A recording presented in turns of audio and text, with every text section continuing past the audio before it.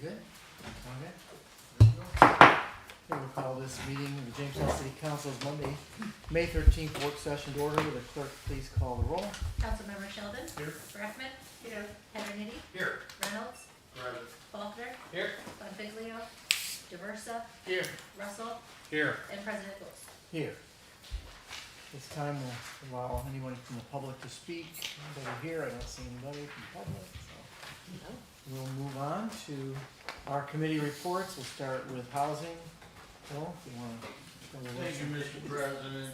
We didn't have anybody speak from the public at our committee, but Crystal joined us and gave us a template that was designed by Casey and her department to give us monthly statistics and monthly updates on some of the code enforcement and housing projects that her department is overseeing, to give us some quantitative idea of how progress is going on that. And she's looking for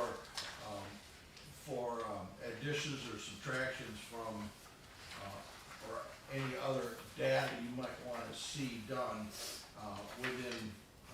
within reason.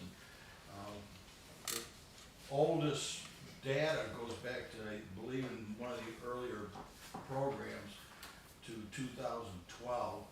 There's over 1,000, what I would say, Cases.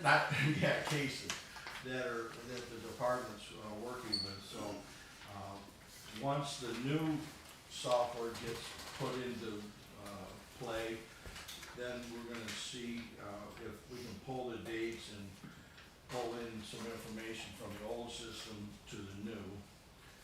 We talked about a list of demolitions. Some have been started, some have been completed, some are out to bid, some are have been eradicated as far as abatement, asbestos, and some are in the court system. There's a list of 102 of them here, and she was quite good at explaining the process again on how these dilapidated, condemned properties go through our system, which, and sad to say, our hands are tied with some state statutes, of course. The recent fires were discussed as far as the cost of demolition. The 3 on Tower and 2 on Spring total estimated around $125,000. I think that's kind of a lower than normal estimate for emergency demos because of the proximity of the houses on both streets. We were told that it's still a normal demolition going through the 3 to 4 month process. It's still costing around $33,000 as an average. And then we have Hands-On Neighborhood that's sponsored this Saturday, 8 to noon. Everybody's welcome to come to Tracy Plaza and pick up supplies and all of that. We also were sadly informed that we lost a target enforcement position, and so we may have seen the ad for adding a fourth again to our staff. And if you know anybody, have them turn in an application. Then there's some training and certification and all that goes with it. So we'll see what we can do to keep everybody apprised on our housing issues and concerns. Thank you. Any questions? Okay, we'll move on to finance. Thank you, Mr. President. We have a new policy for health insurance premium payment policy. It will be effective immediately. This affects retirees who do not pay their health insurance premiums in a timely fashion. It's become problematic. Because the insurance could be canceled due to non-payment, or medical expenses been paid for by the employer. There will be some specific time limitations in implementing late payment fees. Currently, we do that too. Any employee or retiree is canceled from the city's healthcare plan due to non-payment shall not be eligible for reinstatement to the plan. So it's something that needs to be enforced. I did throw out the suggestion that possibly there could be an automatic withdrawal from the employee's checking account. The county does that currently for retirees. We do, for some, For some. but they have to sign up for it. Have to sign up for it, yeah. Yep.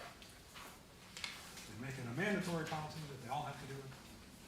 That might help You're with it. talking about some older generation that Yeah. don't do that. I like So, writing checks. yeah, I think there's, Speaking of an older generation, you can highly suggest it, just like highly suggesting employees to have direct deposit, but you can't really enforce it. Yeah. that policy was approved, but I do have some concerns about this. I agree that a policy needs to be implemented. Here's my concern about this. We don't have our own house in order. Okay, we're still having issues with the health insurance for all retirees and currently working people. I know on the police side, if a retiree or current member goes to urgent care for, there's supposed to be no copay. They're still being charged copays. It's only for non-hybrid members. Correct, non-hybrid. But there's still people that are being charged, that are on the non-hybrid plan, that are being charged copays. So, there's still issues with the eye care. There's eye doctors around here that were once accepted, and that a large number of working and retirees used, and they are no longer able to go to those doctors, or they can go to them, but they have to pay out of pocket, and then they have to submit their own bills. I've talked to retirees where there's lengthy periods of time where bills are not being paid, to the point where they're getting notifications about going into collection, because Highmark, Blue Cross Blue Shield, when it transitioned over to Highmark, was a complete mess, and there's bills that aren't being paid in a timely fashion. So my concern is this, is we're asking employees and retirees to follow this guideline, but we don't even have our own house in order as far as the insurance. So my concern is that until we get our own house in order and things get, taken care of, I don't think that we should have this policy put in place until we get everything else ironed out. So we're asking the employees to follow some strict guidelines, but we don't have our own house in order. That's my biggest Can concern. I clarify two things first? The employees get automatic reimbursement out of their payroll checks. So this is for retirees or someone of the elder that this really pretty much only affects. Second of all, Elliot will address some of your questions. However, you have to understand, we can't get our house in order till we have our own policies, Mr. Russell. I appreciate your concerns, but frankly, we can't let retirees go 6-7 months with a non-payment on insurance while they're using the insurance. That's not fair to the fellow employees, that's not fair to the city, and that's certainly not fair to the rest of the retirees on the plan. So while it's probably not conducive, and Elliot can address the questions you have, we have in fact met with all of those people, so I'll let Elliot address that, but it's going to be a multi-pronged approach to bring it. Well, I'll respectfully disagree with you, Mayor, because there's been more issues, and I've been on the insurance committee for a couple of years now, put on there by the former mayor. So I would disagree with you that there has been issues with not only retirees, but currently working people, because I talked to both sides about insurance issues.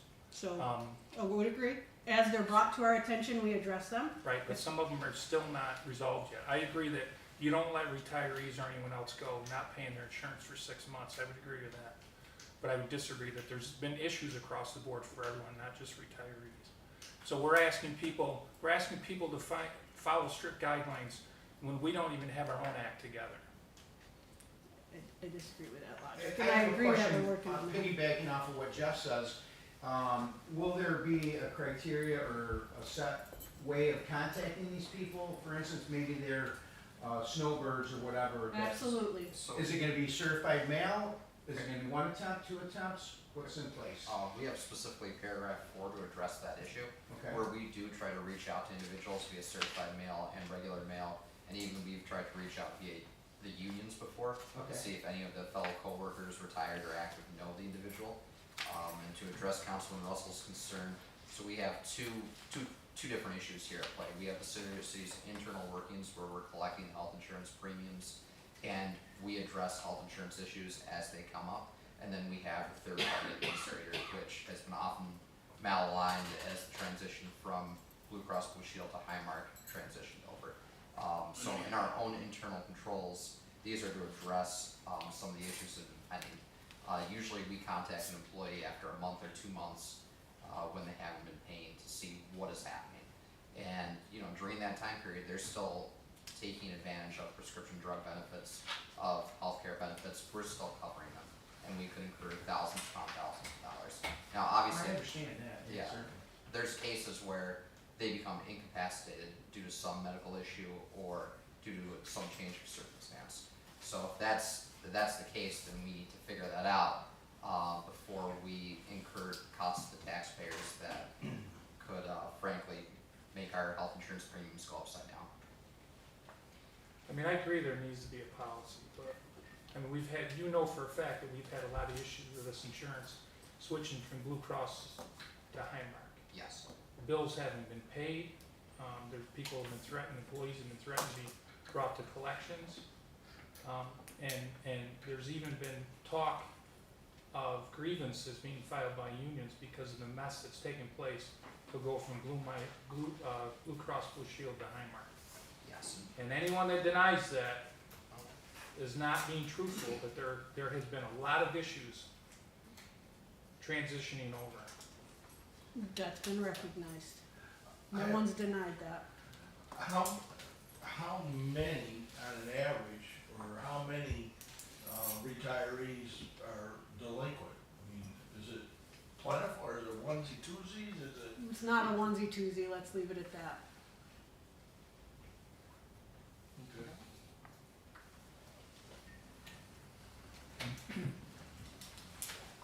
The other question I had is this resolution, if it passes, is this going to be a union issue? In other words, are we gonna see grievances as a result of this new policy that goes into effect? Is it considered a change of work, or, I mean, is there gonna be a grievance, potentially a grievance filed on this? So there's always the potential for a grievance, but the unions don't represent the retirees. Obviously, they have the retiree interests in mind, which has caused them to reach out and have those issues before us. But also before that grievance would happen, we would have to have an instance where the union was aggrieved in some way.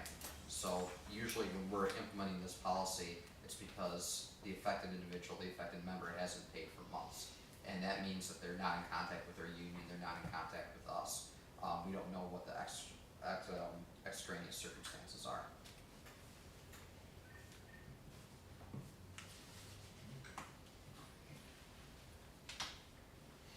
Okay, any other questions? Alright, I have a resolution to pay public improvement bonds, refunding 2010A bonds issued March 19, 2018, $380,456.00 in principal and $19,711, 6 months interest.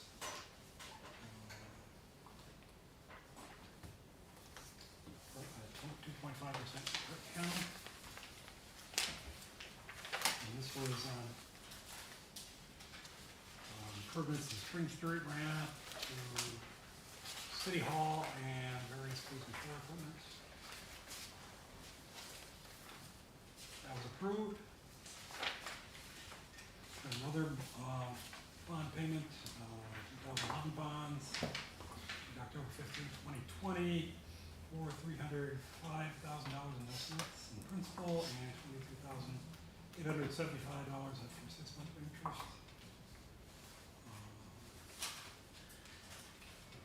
First two payments here. And work that was done on central garage, DPW, Parks and Fire Department equipment, and other city hall improvements. That was approved. We had the purchase of the 2023 Dodge Durango that we discussed last week, and a clarification on that, for a total purchase price of $51,908.61 from Robert Green Auto and Truck, Rockville, New York. These will be purchased with funds provided in a grant from the DCJS. That was approved. And then finally, we had a resolution, we're agreeing with our Patty Concrete Excavated for concrete work, street reconstruction on Elm Street between Camp Street and Everett Avenue for this year.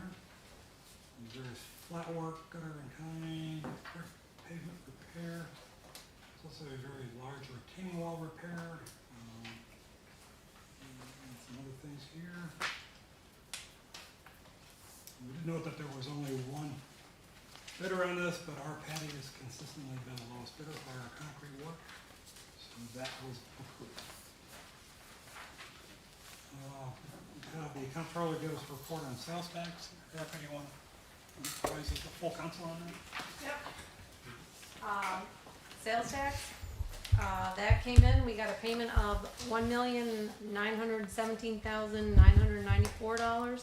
The budget for this quarter was $1,988,833, so we missed by $70,840. I think the newsletter that came out from the state said the county was expected to be down 3.9% this quarter, and the city's only down 3.6, so we're a little better than what the county projection was. Wasn't great news, but it wasn't as bad as it could have been.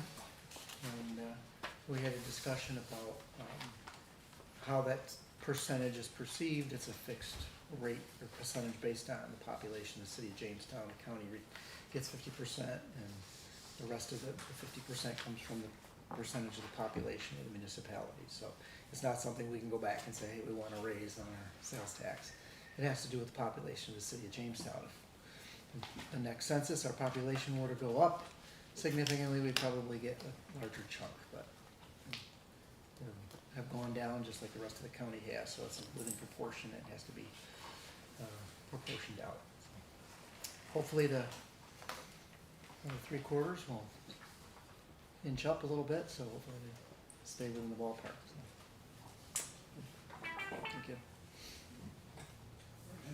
Kirby, do you want to mention the band money and pay down? Sure.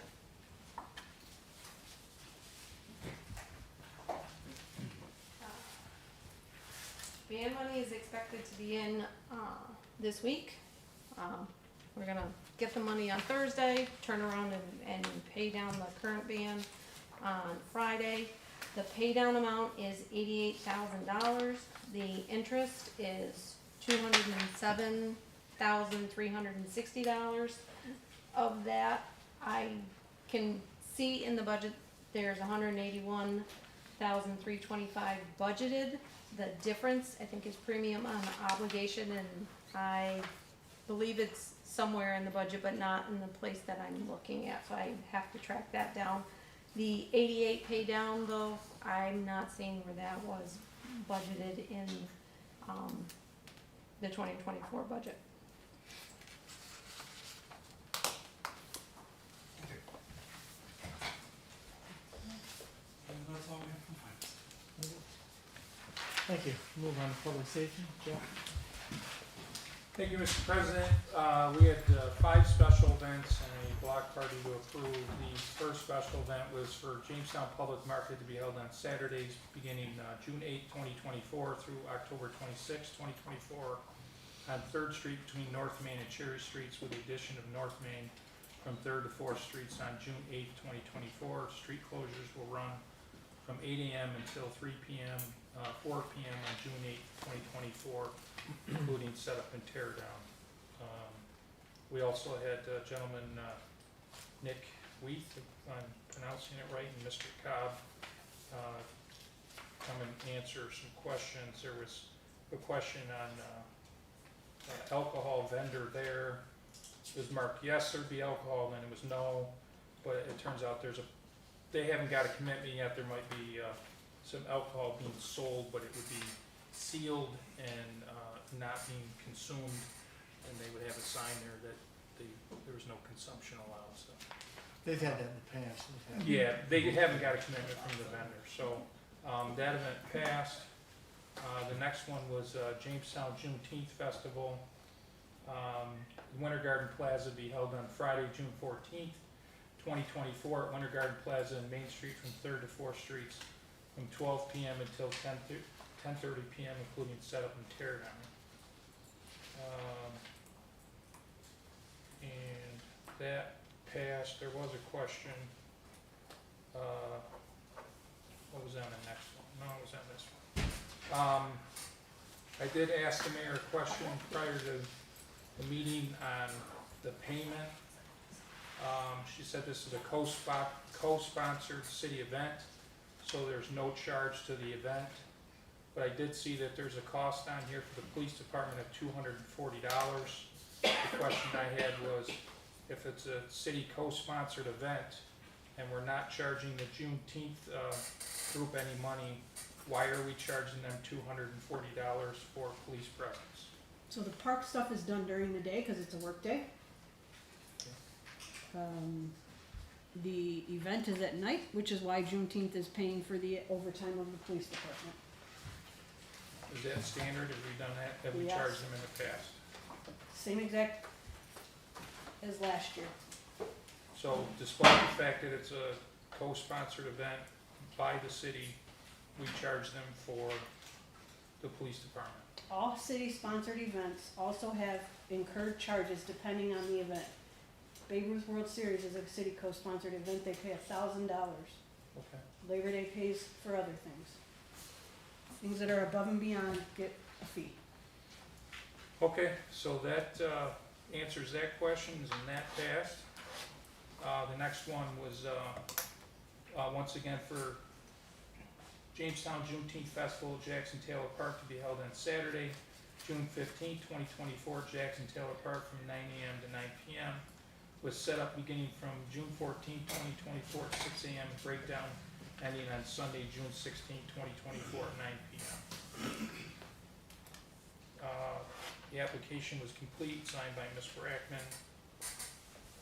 Ms. Brackman, is there anything that you want to speak about the festival?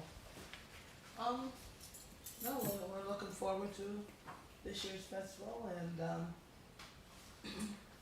hope you all come out.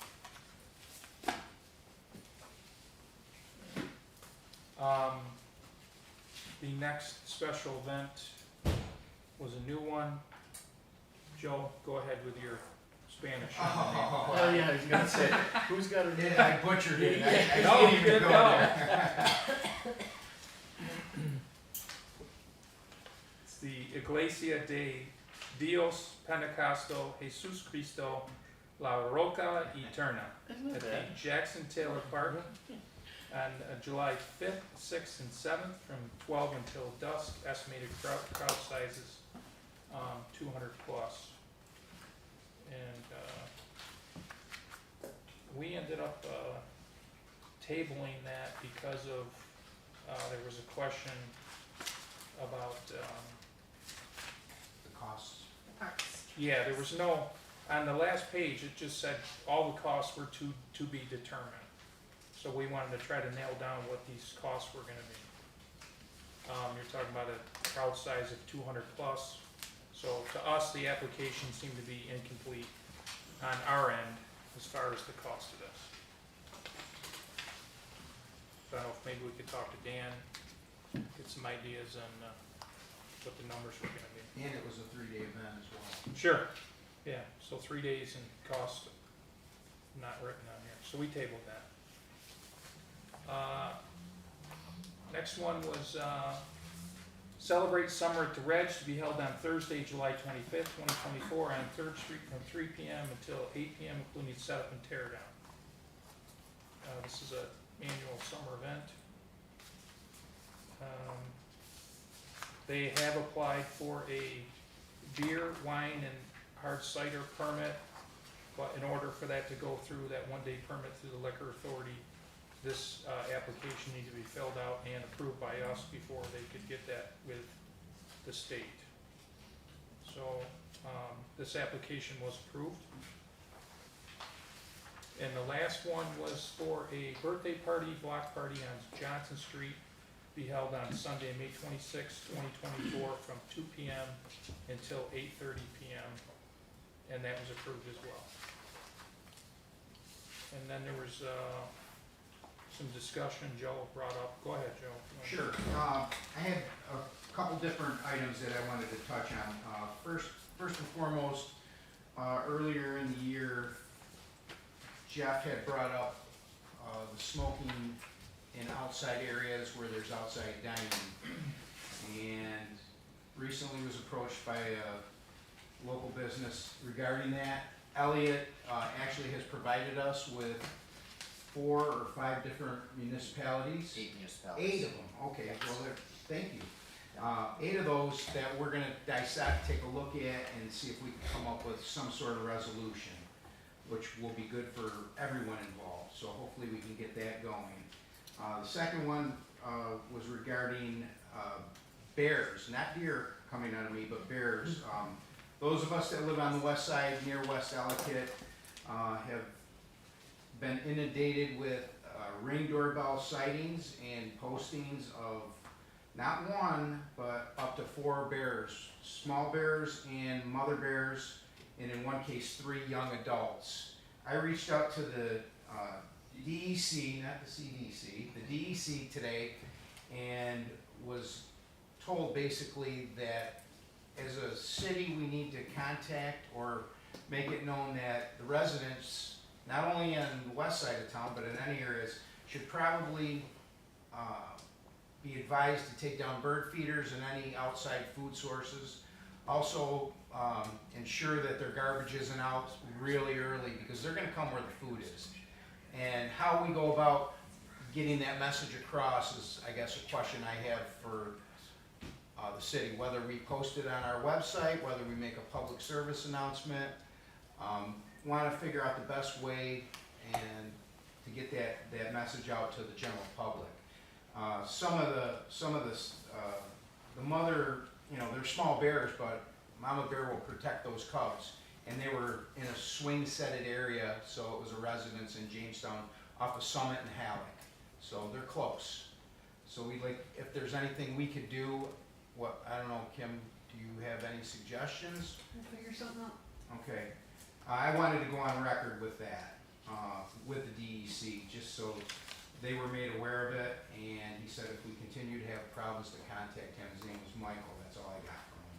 No case number, nothing, from the DEC Region 9 in Buffalo. And the last thing I had was I asked Jeff to look into the 3 street lights that were brought up in either January or February to the BPU, as he sits on the BPU board, as to when we can expect those to go on. And that was it. So regarding the smoking, Elliot, if you could get those 8 policies to Crystal in her department, we have been working on that already as well. Okay. So we plan on having something to the council in June. Thanks for looking into that, Jim.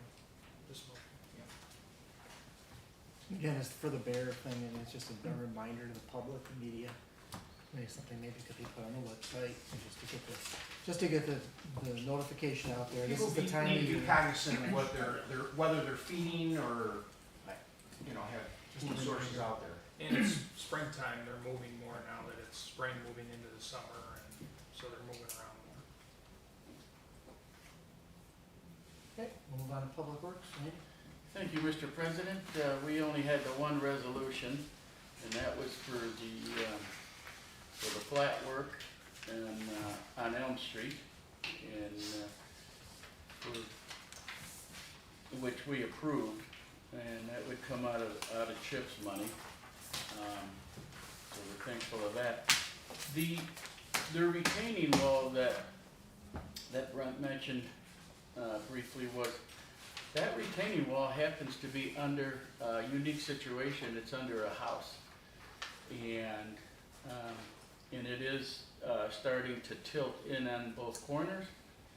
And so that's where one of the big expenses are coming out of, to remove that wall and put a new one in.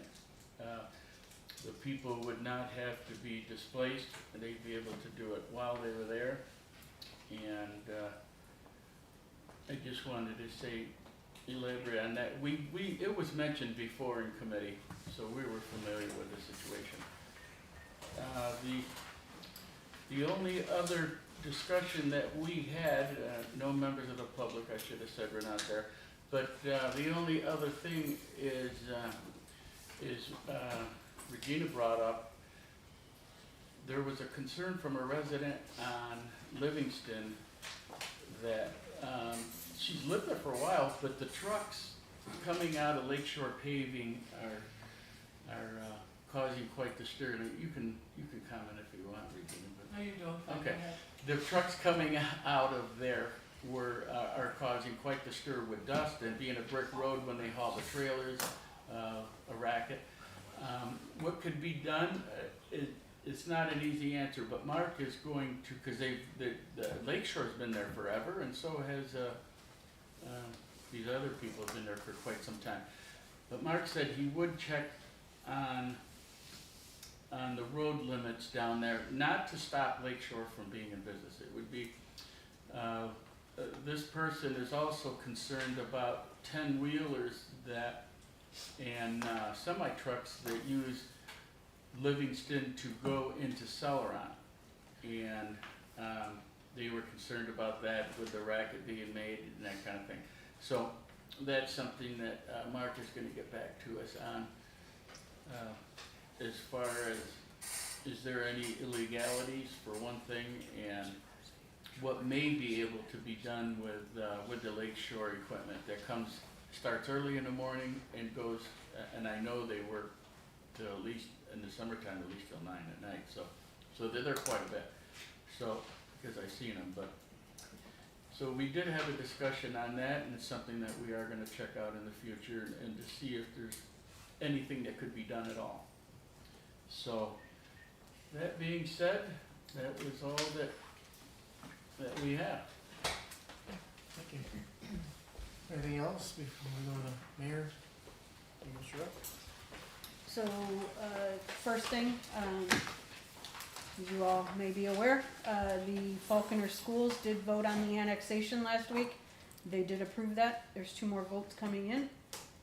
1 vote tonight, one by another, I don't know which one's which, Town of Ellicott and Village of Falconer tonight and tomorrow. So we will have an update, and potentially will be in front of you next week. As briefly mentioned by the housing, I do want to publicly thank Crystal and the Department of Development. When we had the fire this weekend, a lot of residents on Tower expressed a lot of concern. Working with Crystal, DOD, and her staff, we were able to take those 2 homes down on Tower that is emergencies, and it clearly, I've already gotten thank yous from the neighbors. It sent a good message that we are working on things and demos are coming down. Chief, I don't know if you have anything you and Matt about the fire you want to discuss that you haven't to the entire body or anything, but I also want to thank the fire department and the police department in securing traffic and putting out that fire with no injuries. So, thanks. Just a couple comments, not a lot of news that you don't already know.